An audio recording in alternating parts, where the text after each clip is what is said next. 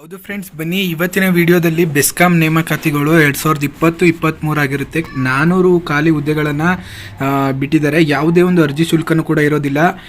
ನೀವು ಈ ಒಂದು ಜಾಬ್ಗೆ ಅಪ್ಲೈನ ಮಾಡ್ಬೋದಾಗಿರುತ್ತೆ. ಈ ಒಂದು ಜಾಬ್ನ ಸಂಪೂರ್ಣವಾದ ಒಂದು ಇನ್ಫಾರ್ಮೇಷನನ್ನು ಈ ವಿಡಿಯೋದಲ್ಲಿ ನಾನು ನಿಮಗೆ ತಿಳಿಸ್ತಾ ಹೋಗ್ತೀನಿ. ಬನ್ನಿ ಇವಾಗ ನೋಡ್ತಾ ಹೋಗೋಣ. ಹೌದು, ಬೆಸ್ಕಾಂ ನೇಮಕಾತಿ ರಿಕ್ರೂಟ್ಮೆಂಟ್ 400 ಹುದ್ದೆಗಳಿಗೆ ಭರ್ಜರಿ ನೇಮಕಾತಿ, ಹಿಂದೆ ಅರ್ಜಿ ಸಲ್ಲಿಸಿ ಅನ್ನೋದನ್ನು ಕೊಟ್ಟಿದ್ದಾರೆ. ಈ ಒಂದು ಹುದ್ದೆಯ ವಿವರ ಆಗಿರ್ಬೋದು, ಶೈಕ್ಷಣಿಕ ಅರ್ಹತೆ ಆಗಿರ್ಬೋದು, ವೇತನ ಶ್ರೇಣಿ, ಅರ್ಜಿ ಶುಲ್ಕ, ಆಯ್ಕೆ ಪ್ರಕ್ರಿಯೆ, ಪ್ರಮುಖ ದಿನಾಂಕಗಳು, ಅಪ್ಲೈ ಮಾಡೋದಕ್ಕೆ ಎಲ್ಲವನ್ನು ಕೂಡ ಈ ವಿಡಿಯೋದಲ್ಲಿ ಸಂಪೂರ್ಣವಾಗಿ ತಿಳಿಸ್ತಾ ಹೋಗ್ತೀನಿ friends.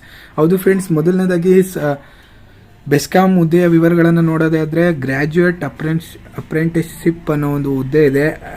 Graduate apprentice electrical and electronics ಅನ್ನೋ ಒಂದು 143 ಹುದ್ದೆಗಳು ಖಾಲಿ ಇದೆ. ಇನ್ನು graduate apprenticeship electronics and communication engineering 116 ಹುದ್ದೆಗಳು ಖಾಲಿ ಇದ್ದರೆ, ಇನ್ನು ಗ್ರ್ಯಾಜುಯೇಟ್ ಅಪ್ರೆಂಟಿಸ್ಶಿಪ್ ಕಂಪ್ಯೂಟರ್ ಸೈನ್ಸ್ ಮತ್ತು ಇಂಜಿನಿಯರಿಂಗ್ 36 ಹುದ್ದೆಗಳು ಖಾಲಿ ಇದೆ ಫ್ರೆಂಡ್ಸ್. ಇನ್ನು ಗ್ರ್ಯಾಜುಯೇಟ್ ಅಪ್ರೆಂಟಿಸ್ಶಿಪ್ ಮಾಹಿತಿ ವಿಜ್ಞಾನ ಮತ್ತು ಇಂಜಿನಿಯರಿಂಗ್ 20 ಹುದ್ದೆಗಳು ಖಾಲಿ ಇದೆ.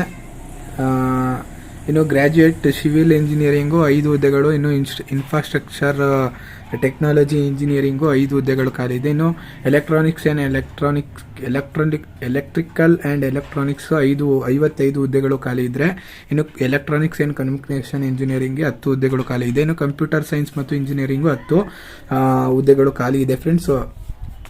ನೋಡ್ತಾ ಇರ್ಬೋದು. ಇಂದು ಶೈಕ್ಷಣಿಕ ಅರ್ಹತೆ ಏನಪ್ಪ ಬೇಕಾಗುತ್ತೆ ಅಂದರೆ, ಬೆಸ್ಕಾಂ ಅಧಿಕೃತ ಅಧಿಸೂಚನೆ ಪ್ರಕಾರ ಅಭ್ಯರ್ಥಿಯು ಯಾವುದೇ ಮಾನ್ಯತೆ ಪಡೆದ ಮಂಡಳಿಗಳು ಅಥವಾ ವಿಶ್ವವಿದ್ಯಾಲಯಗಳಿಂದ ಡಿಪ್ಲೊಮೊ ಅನ್ನು ಓದಿರಬೇಕು, BE ಅಥವಾ BTech ಅನ್ನು ಪೂರ್ಣಗೊಳಿಸಿರಬೇಕು. ನೀವು ಡಿಪ್ಲೊಮೊ ಏನಾದರೂ ಓದಿದ್ರು ಅಪ್ಲೈನ ಮಾಡ್ಬೋದು, BE ಅಥವಾ BTech ಅನ್ನು ಮಾಡಿದ್ರು ಕೂಡ ಈ ಒಂದು ಜಾಬ್ಗೆ ಅಪ್ಲೈನ ಮಾಡ್ಬೋದಾಗಿರುತ್ತೆ ಫ್ರೆಂಡ್ಸ್.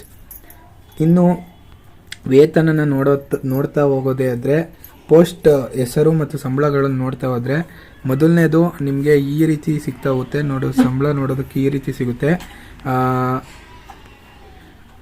ಎಲೆಕ್ಟ್ರಿಕಲ್ ಮತ್ತು ಎಲೆಕ್ಟ್ರಾನಿಕ್ಸ್ ಇಂಜಿನಿಯರ್ಗೆ 9,008 ರೂಪಾಯಿ ಇರುತ್ತೆ. ಹಾಗೆ ಎಲೆಕ್ಟ್ರಾನಿಕ್ಸ್ ಮತ್ತು ಕಮ್ಯುನಿಕೇಷನ್ ಅವ್ರಿಗೂ ಕೂಡ 9,800 ರೂಪಾಯಿ. ಇಲ್ಲೇನು ನಾನು ಹೇಳಿದೆ ಆ ಒಂದು ಎಲ್ಲರಿಗೂ infrastructural technology infrastructure technology engineer ಗಂಟ 9,800 ರೂಪಾಯಿ ಇರುತ್ತೆ, 8 ರೂಪಾಯಿ ಇರುತ್ತೆ. ಎಲೆಕ್ಟ್ರಿಕಲ್ ಆ್ಯಂಡ್ ಎಲೆಕ್ಟ್ರಾನಿಕ್ಸ್ ಇಂಜಿನಿಯರ್ಗೆ 8,000 ರೂಪಾಯಿ ಒಂದು ವೇತನ ಅನ್ನೋದಿರುತ್ತೆ. ಇನ್ನು ಇದೇ ರೀತಿ ಕೆಳಗಿರೋರಿಗೆಲ್ಲ 8,000 ರೂಪಾಯಿನೇ ಇರುತ್ತೆ. ಇನ್ನು ವಯಸ್ಸಿನ ಮಿತಿನ ನೋಡೋದಾದರೆ, Bengaluru electricity supply company limited ನೇಮಕಾತಿ ಅಧಿಸೂಚನೆ ಪ್ರಕಾರ ಕನಿಷ್ಠ ವಯಸ್ಸು 18 ವರ್ಷ ಆಗಿರಬೇಕಂತೆ. ಕನಿಷ್ಠ 18 ವರ್ಷ ಆಗಿದ್ದರೆ ಈ ಒಂದು ಜಾಬ್ಗೆ ಅಪ್ಲೈನ ಮಾಡ್ಬೋದು. ಇನ್ನು ಅರ್ಜಿ ಶುಲ್ಕದ ಬಗ್ಗೆ ನೋಡೋದಾದರೆ, ಅರ್ಜಿ ಶುಲ್ಕ ಯಾವುದೇ ರೀತಿ ಇರೋದಿಲ್ಲ. ಯಾವುದ್ರ ಬೇಸ್ ಮೇಲೆ ಆಯ್ಕೆ ಮಾಡ್ಕೋತಾರೆ ಅಂದರೆ, ಒಂದು ಮೆರಿಟು, ನೀವು ಒಂದು BE ಅಥವಾ BTechಲ್ಲಿ ತೆಗೆದಿರುವಂಥ ಮಾರ್ಕ್ಸನ್ನು ಇಟ್ಕೊಂಡು ಯಾರು ಜಾಸ್ತಿ ತೆಗೆದಿದ್ದೀರಾ ಅವರು ಮೆರಿಟ್ ಲಿಸ್ಟನ್ನು ಪ್ರಿಪೇರ್ ಮಾಡಿ ಆಯ್ಕೆ ಪ್ರಕ್ರಿಯೆ ಮಾಡ್ತಾರೆ.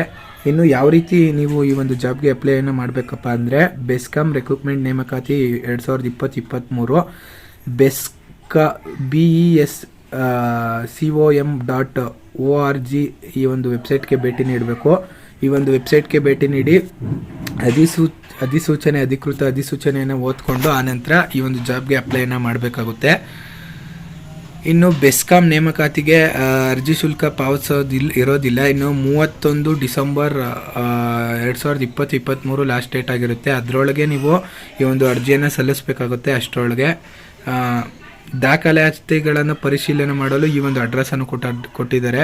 ಇನ್ ಕೇಸ್ ನೀವು ಸೆಲೆಕ್ಟ್ ಆದರೆ, ಬೆಂಗಳೂರು ವಿದ್ಯುತ್ ಸರಬರಾಜು ಕಂಪನಿ ಲಿಮಿಟೆಡ್, HRD ಕೇಂದ್ರ, 1ನೇ ಮಾಡಿ, ಸೆಕ್ರೆಟ್ ಟವರ್, ಕ್ರೇಸೆಟ್ ರಸ್ತೆ, ಮಲ್ಲಿಗೆ ನರ್ಸಿಂಗ್ ಹೋಮ್ ಹತ್ತಿರ, ರೇಸ್ ಕೋರ್ಸ್, ಬೆಂಗಳೂರು 56001 ಅಂತ ಕೊಟ್ಟಿದ್ದಾರೆ.